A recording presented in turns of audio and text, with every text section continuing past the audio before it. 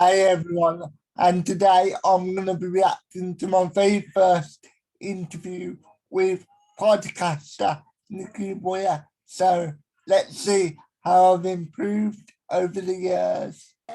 So, first thing, I don't know why the audio is so bad. I think it's because I'm just using a headset mic. Let me know. Calm down, Anthony. Not life all day. Yep, sounds perfect. Hello, do you not know? Do you not know who she is? Why don't you? Why don't you say who you are? Okay. Why? Why did I say it so rudely? I mean, I could have just said, "Do you mind explaining to my audience who you are?" Or something like that. But like I said, it's it sounded like she was under oath. By the way, I'm gonna keep pausing it so if it isn't with you, then then tough.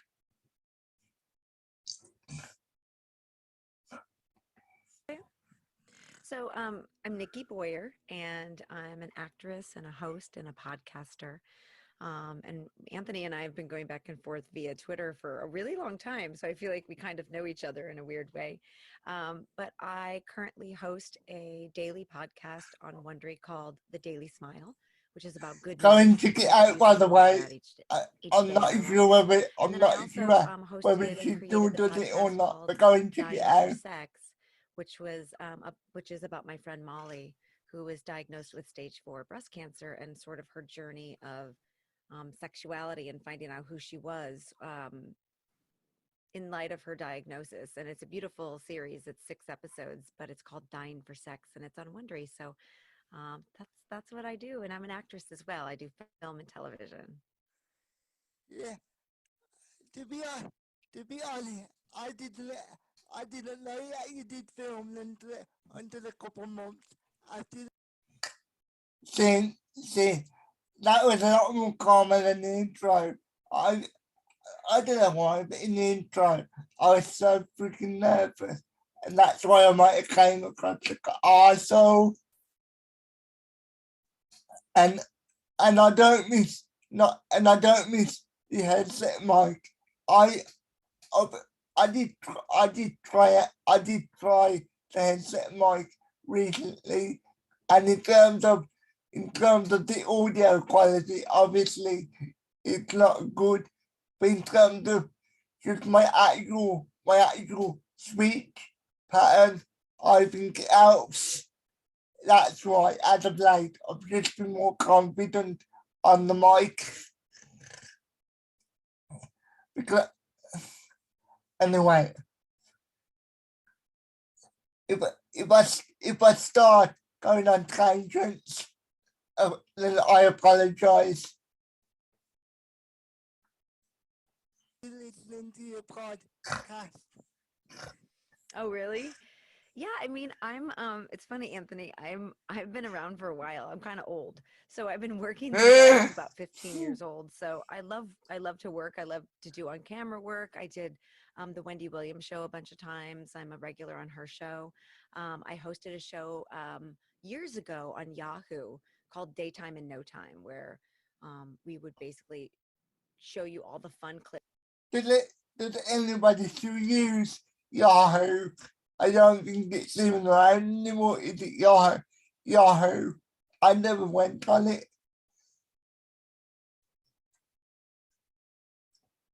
Clips that you missed from daytime television in like a 3 minute episode. So I did that for a long time. I've been working for a long time in this business, and I've really been lucky to have found work along the way.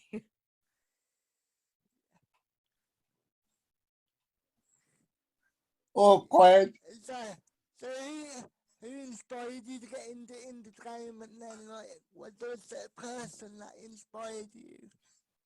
Good That's such a question, great question, Anthony. because I think it started with my family, right? Like my mom and dad really urging me to do what I loved to do, and putting up with a crazy schedule as a kid. I was going to soccer practice and acting and dancing, and play rehearsal, and they just really supported me. But when I got my first job in television, I was only 15 years old. And I was the host of like the cartoon time, like when the cartoons are on and then the screen slides over and then the credits are rolling. Well, the other side of the screen would be these Hey, live fun things that we would do from a kids clubhouse. So at the age of 15, I got to learn how to do live television, which was such a gift.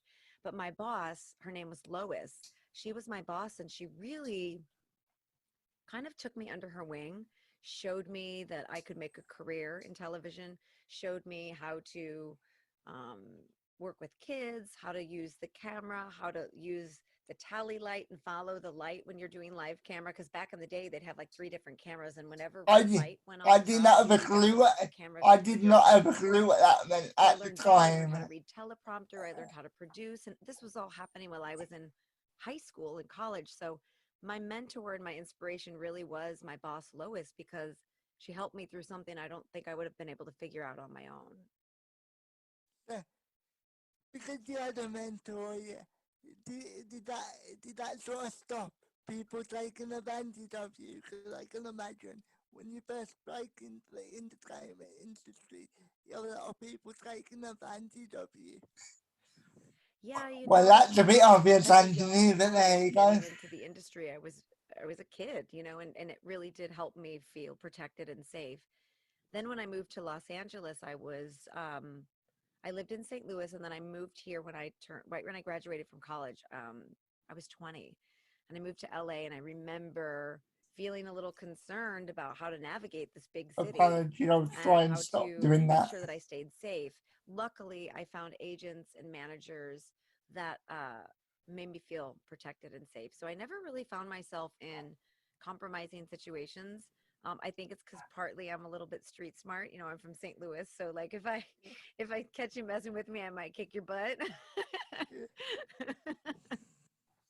So I Like, tried to just keep myself as like safe as I possible. But should, that's a really great I question. should have Especially in the laughed streets, there can get a just, little messy, you just to know. keep, just to keep the flow of the conversation. Because you obviously went into it quite young. Did your parents have any concerns like going into it? Good question. I think because I had done it for so long, it was such a part of my life. But I The, can tell you this, Anthony, that when I the one when I thing I packed would up my say, car and I because, basically because moved to as I Los said, Angeles, this is my my first one. dad You saw can the tell entire journey. I have My no mom fear. tried to I stay have strong, no but I think fear. deep down I knew Like she was like terrified that I now, was getting in my little white like car now, and driving I'm from St. always Louis to Los thinking, Angeles am I by asking myself boring with really no questions? place to live and But no job. I think obviously it back scared then the I was crap still out of me quite now. So yeah, I was I very think it young was in the game. it was So a lot. I think they yeah, were they in were terms of the concerned, but questions I'm I think I asking, always knew I was capable and that I think a lot of I'll them figure it out. are bang on. So as you just said, when you first went down there, you had nowhere to live and you had no, you had no income at the time. So how would you recommend for people to get noticed nowadays? Nowadays, because obviously everybody wants to be in entertainment, but how would Hmm. you recommend getting yourself out there? That's such a good Good question, and that question. that answer has changed from when I started in the business to Is, now. is it weird So back if in the I day, what start I if started, I it was start you print your wanking headshots and your myself up? resumes, and you have them stapled together in the back of your car because you never know who you're going to meet, right? Now it's different. Now you have Instagram and Twitter and Facebook, and you can really create your own content and create your own channels and YouTube and podcasts. So there's so many more opportunities now. But I think for anyone wanting to break into the business, I say the first thing you do is save a little bit of money so that you have a cushion.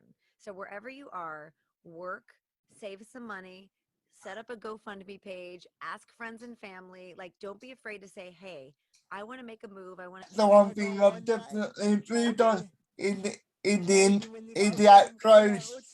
Thank you for watching. Everybody has to start from somewhere, don't they? I will leave a link or I might leave a card up in the corner. So if you want to go and watch the full interview without me talking all over it, then you can do. Uh, thank you for watching. and I will speak to you in a bit.